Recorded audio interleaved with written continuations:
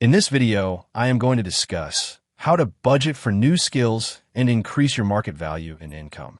One of the greatest financial misconceptions people hold is that the path to a higher income begins with finding a better job, working longer hours, or waiting for promotion. While these factors may contribute to career growth, history and economic research consistently demonstrate that the most significant driver of long-term income growth is continuous investment in oneself. The people who command the highest salaries and create the greatest economic value are often those who deliberately develop new skills that solve increasingly complex problems. As technology transforms industries at an unprecedented pace, the ability to learn, adapt, and acquire valuable knowledge has become one of the most important forms of wealth a person can possess. Warren Buffett, one of the most successful investors in history, has often remarked that the best investment anyone can make is an investment in themselves. Unlike financial assets, which may rise and fall with market conditions, the knowledge and skills acquired through education remain permanent personal assets. They cannot be confiscated during an economic recession or erased by fluctuations in the stock market. Every new skill becomes part of an individual's human capital, a concept introduced and developed by Nobel Prize-winning economist Gary Becker. Human capital refers to the knowledge, abilities, education, and experience that increase a person's productivity and, consequently, their earning potential. Becker's research demonstrated that investments in education and professional development often generate substantial financial returns over a person's lifetime because employers reward individuals who create greater economic value. Despite this evidence, many people fail to budget for learning. Instead, they allocate significant portions of their income toward consumer goods, entertainment, expensive vacations, or luxury items that provide immediate satisfaction but little long-term financial return. Behavioral psychology helps explain this tendency. Nobel Prize-winning psychologist Daniel Kahneman and his longtime research partner Amos Tversky introduced the concept of present bias, which describes the human tendency to prioritize immediate rewards over larger future benefits. Purchasing a new smartphone or luxury item delivers instant pleasure, while investing in a professional certification or educational course requires effort before any reward becomes visible. The human brain naturally favors immediate gratification, even when delaying gratification would produce substantially greater long-term benefits. Closely related to present bias is another psychological principle known as loss aversion. Kahneman's research found that people experience the pain of losing money much more intensely than the satisfaction of gaining the same amount. This often discourages individuals from investing in themselves because they focus on the possibility that an educational course or certification might not produce immediate results. A person may hesitate to spend $1,000 on learning data analytics, project management, or artificial intelligence because they fear losing that money. However, they rarely consider the much greater opportunity cost of remaining unskilled in an increasingly competitive labor market. The real financial risk is often not investing in education, but failing to adapt while industries continue to evolve.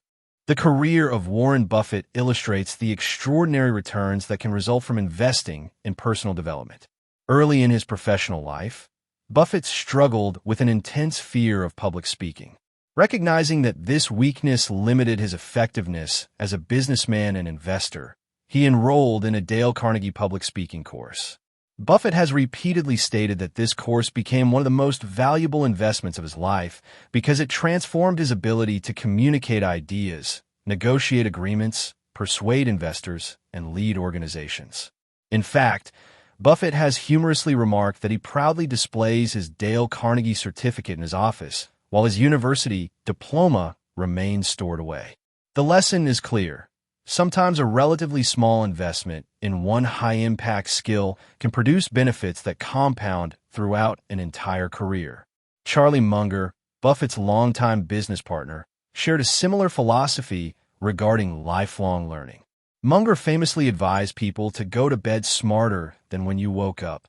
Unlike many professionals who focus exclusively on one discipline, Munger deliberately studied psychology, economics, mathematics, engineering, biology, history, law, and physics.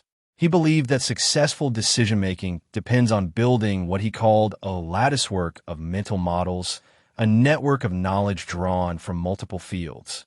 Rather than relying solely on financial expertise, Munger combined insights from many disciplines to understand businesses, markets, and human behavior more accurately. His intellectual curiosity became one of the defining reasons behind Berkshire Hathaway's extraordinary long-term success.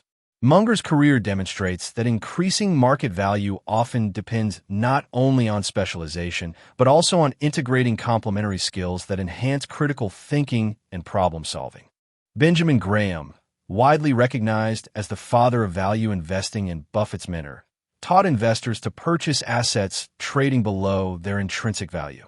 Although Graham focused primarily on financial investments, his philosophy can be applied to personal development. Imagine an individual earning $50,000 per year who spends $2,000 learning cybersecurity, artificial intelligence, digital marketing, or advanced financial analysis. If that investment eventually leads to a salary increase of $25,000 annually, the return on investment becomes extraordinary. Unlike many financial assets that fluctuate with market conditions, newly acquired professional skills often generate higher income year after year. In this sense, individuals become their own highest-performing investment portfolio. Financial educator Robert Kiyosaki has also emphasized the importance of investing in knowledge rather than simply accumulating possessions. In his best-selling book, Rich Dad, Poor Dad, he argues that financial education enables people to distinguish between assets that generate income and liabilities that consume wealth. While some of Kiyosaki's investment recommendations have been questioned by financial professionals and are not always supported by academic research, his broader message about improving financial literacy aligns with many findings in behavioral economics. Numerous studies suggest that individuals with stronger financial knowledge tend to make better long-term saving, investing, and budgeting decisions. His work reminds us that learning how money functions is often as valuable as earning more of it. A more recent example comes from Satya Nadella, who became Chief Executive Officer of Microsoft in 2014. Upon assuming leadership, Nadella recognized that technological innovation required an organizational culture centered on continuous learning rather than complacency. Inspired in part by psychologist Carol Dweck's research on the growth mindset, Nadella encouraged employees to become learn-it-alls instead of know-it-alls.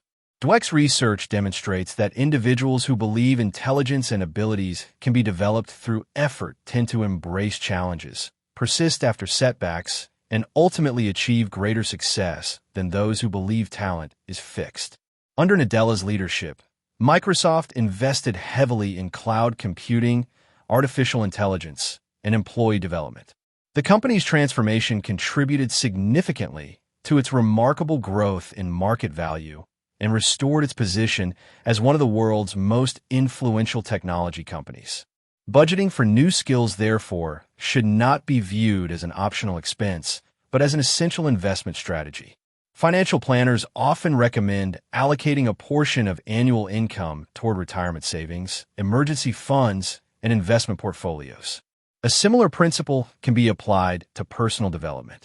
Setting aside approximately 5% of annual income specifically for education, certifications, books, professional conferences, coaching, software tools, or online learning platforms creates a structured approach to continuously increasing human capital.